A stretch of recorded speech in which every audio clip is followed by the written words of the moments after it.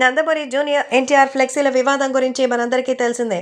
ఈ నేపథ్యంలో ఎన్టీఆర్ ఘాట్ దగ్గర జూనియర్ ఎన్టీఆర్ ఫ్లెక్సీలని బాలకృష్ణ తొలగించిన విషయంపై అందరూ రకరకాలుగా మాట్లాడుతుండగా మొదటిసారి మీడియా ముందుకొచ్చింది ఎన్టీఆర్ తల్లి శాలిని. ఈ నేపథ్యంలో ఎన్టీఆర్ తల్లి శాలిని బాలకృష్ణ గురించి ఎమోషనల్ అయింది.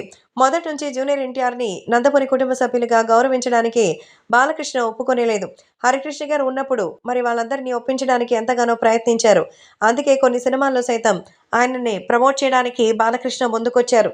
మరి హరికృష్ణ గారి మరణం తర్వాత మళ్ళీ మొదటిసారిగానే మారిపోయింది. పరిస్థితులంతా కూడా ముందులాగానే తయారైపోయింది. కానీ కళ్యాణ్ రామ్ మరి నిజం తెలుసుకున్నారు. మా కుటుంబం గురించి, అలాగే తారక్ యొక్క ప్రేమ అభిమానం గురించి తెలుసుకొని మాకు దగ్గరయ్యారు. కానీ బాలకృష్ణ మాత్రం ఇప్పటికీ దూరంగానే ఉంటున్నారు. అంతేకాదు తారక్ని, కళ్యాణ్ రామ్ని కూడా దూరం పెట్టేశారు. ఈ విషయంలో అబ్బాయిలిద్దరూ కూడా తమ బాబాయ్ గురించి ఎంతగానో బాధపడుతూ ఉంటారు. ఇప్పుడు ఫ్లెక్సీల వివాదమే. బ్యానర్లు అక్కడ తీయించడం తప్పు కాదు. కానీ ఇంత రాద్ధాంతం జరుగుతున్నా ఆ విషయంలో ఒకవేళ నిజంగా కలిసిమెలిసి ఉంటే ఇంత సమస్య వచ్చేది కాదు కదా.